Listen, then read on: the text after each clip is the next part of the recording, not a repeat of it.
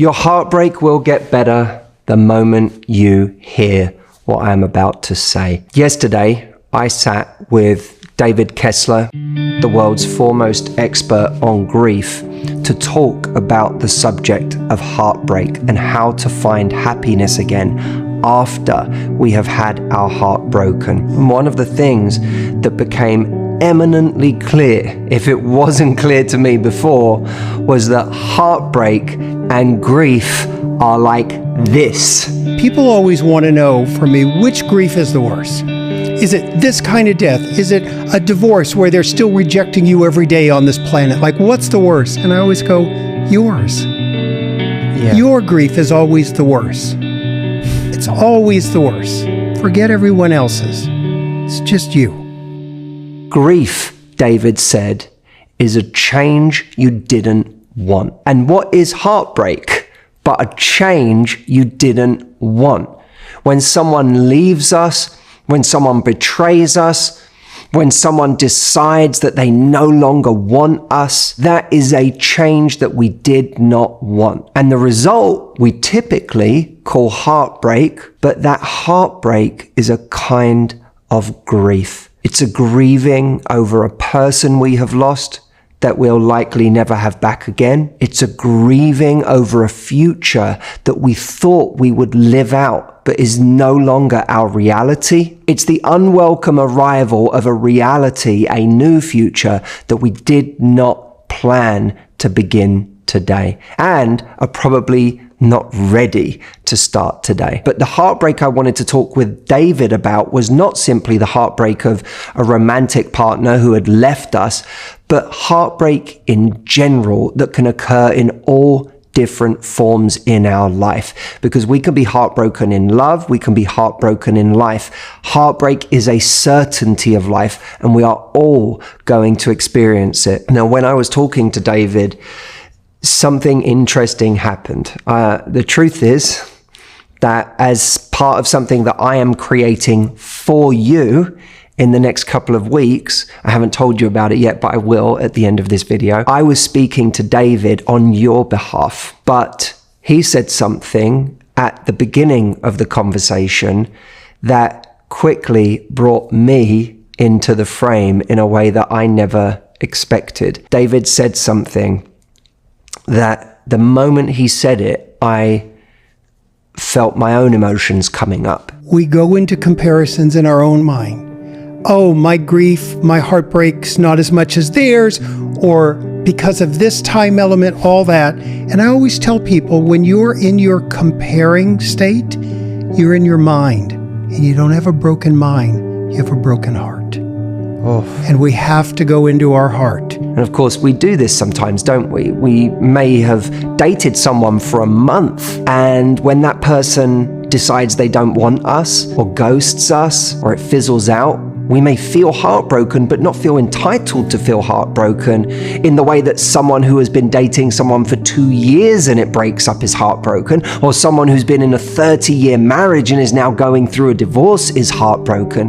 But what David said is that this is all very logical reasoning, and it's not your mind that is broken, it's your heart. And when David said that, I thought of my own heartbreak, not a heartbreak in my romantic life, but some of the great heartbreaks of my life in general. I felt myself starting to tear up, and I actually tried to carry on as if nothing was happening in the middle of this conversation. I thought, I don't know if David can see right now that I'm getting upset, but I'm going to keep going because I have lots of questions I want to ask David, and I don't want to get derailed.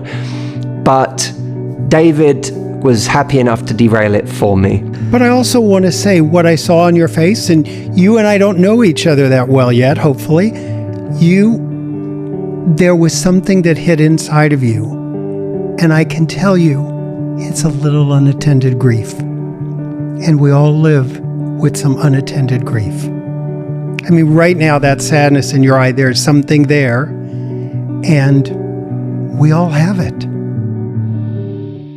And I then had to consider, while I was helping all of you, what grief I had not attended to in my own life. And I'd love to invite you now with me to think about what grief, what disappointments in life, what heartbreak in your life have you not attended to? And why don't we attend to these things? Why is it that my instinct, aside from being live on camera, helping you guys, why is it that my instinct was to move on from that and not sit with it with David, but to speed right past it?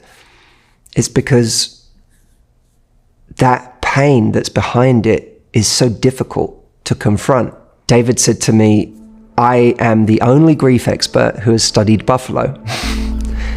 And you may think, what do buffalo have to do with grief and heartbreak? He said, well, buffalo, when they sense a storm coming, they start heading towards the storm. Because they know that by heading towards the storm, they will be in the storm for less time. The storm will be over for them faster. But what we humans do is we constantly try to stay a few feet away from the storm. And by doing so, we remain in this storm's orbit indefinitely. And we have all sorts of mechanisms for keeping the storm a few feet away. We may numb ourselves. We may move on anytime the situation gets close. We may try and avoid any potential trigger for our heartbreak anytime it comes up. We may go to an emotion that's more comfortable for us to go to. I know that there have been certain situations in my life, and I'm not speaking past tense. I'm not talking about 5 years ago. I'm talking about right now. There are certain situations in my life that it's been easier to be angry about. And one of the things that David said that floored me was that anger is a bodyguard for pain. And so I had to explore what pain is underneath that anger. What pain is underneath your anger? Maybe if you think back to a relationship that the way it ended, or the betrayal that you experienced, that thing that person did to you or made you feel, that anger that it brought up for you, that maybe stayed around for a long time. What was underneath that anger? Because I know what was underneath my anger. What is underneath my anger is sadness. It's that grief. And there are plenty of things in my life that I feel like there's plenty of storms I've headed right into very bravely. And there's other storms in my life where it's felt too scary to get close to that emotion. And as David put it, we have this fear that if we start crying about something, we'll never stop. So we avoid it altogether. But in my life, and what this conversation with David proved to me was, I want to go towards those storms, every single one of them that I have been avoiding. Because I've done a lot of healing with myself in the last few years, and I've had the help of some amazing people. But I want to go further, and I want to go into those storms that I've been ignoring or staying a few feet away from. You may want to do the same, because the truth is, none of these emotions can stick around forever if we actually head into the storm, if we act like the buffalo do, as David says. And allowing ourselves to feel these emotions, deeply feel them, engage with them, is a form of showing up for ourselves and tending to ourselves. If we really feel our own sadness, the disappointment of what has happened to us in our lives, then we have an opportunity to be there for ourselves. We have an opportunity to exercise self-compassion. But we can't exercise that compassion for things that we're ignoring. In order to have compassion for ourselves, we have to come to terms with the loss that we have experienced. And the loss might be something that came and went, or it might be the feeling of loss that comes with something we never had. The coming to terms with something that we never had, and the pain of that. That's a form of showing up for ourselves, that self-compassion. We live in a culture today that sort of demonizes the idea of feeling sorry for oneself, especially where I'm from in England. The idea of feeling sorry for yourself is about the worst thing you can do. But what we have to do is look at feeling sorry for yourself in a different light, as feeling for yourself, for what you have been through.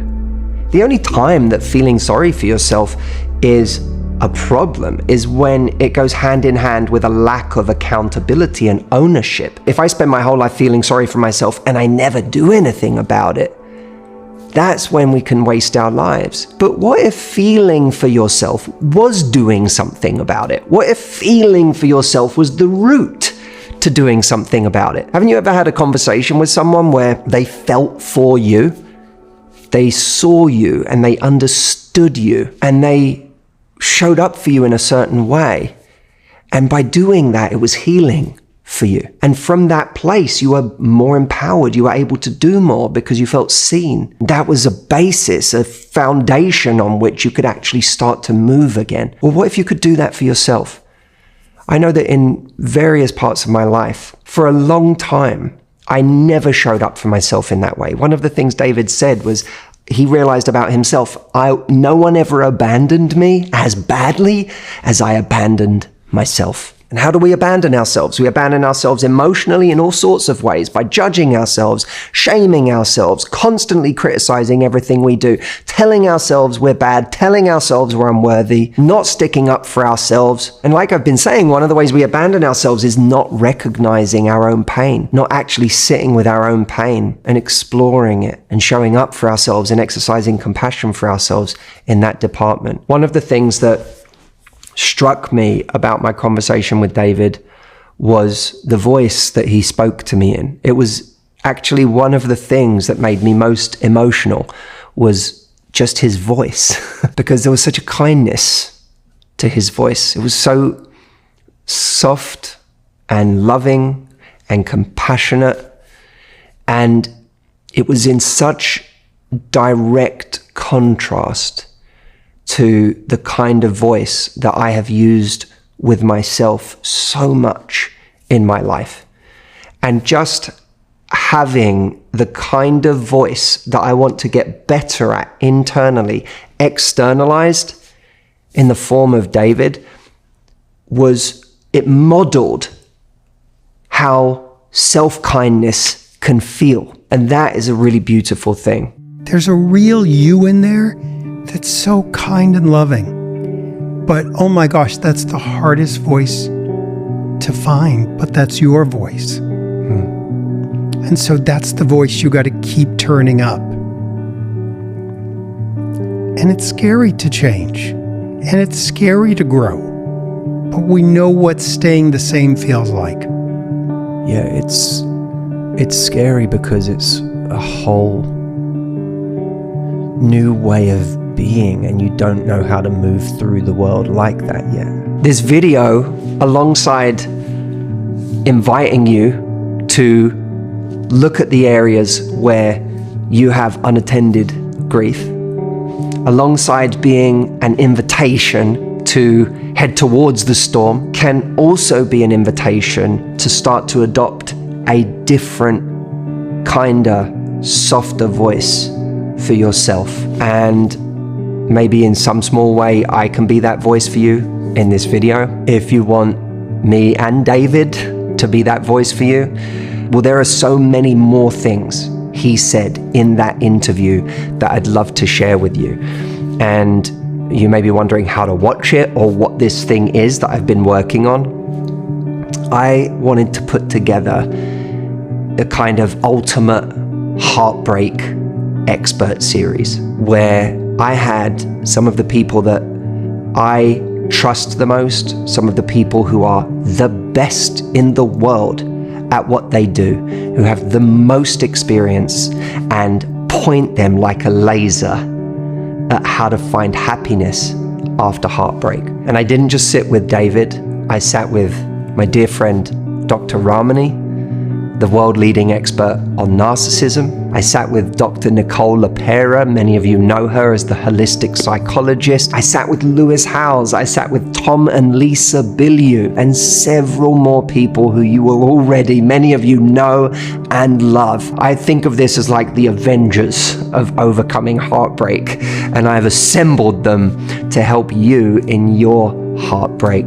It's been a stunning mini journey for me to speak to all of these people. It has healed me in a number of ways as I have gone through this process. And I want to invite you to go through this process as well. You're probably waiting for the moment where I tell you that this is a big, expensive program. It's not.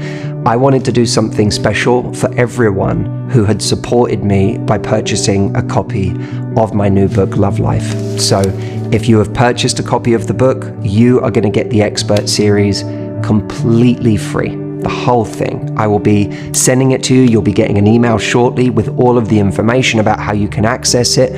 And if you haven't bought a book, it's not too late.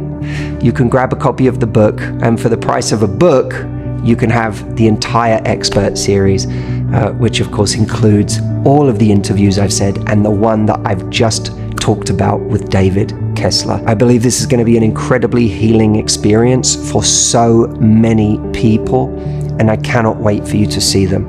So head on over to heartbreakseries.com. You'll be able to pre-order a copy of the book, and you'll be able to sign up to the expert series while you're there.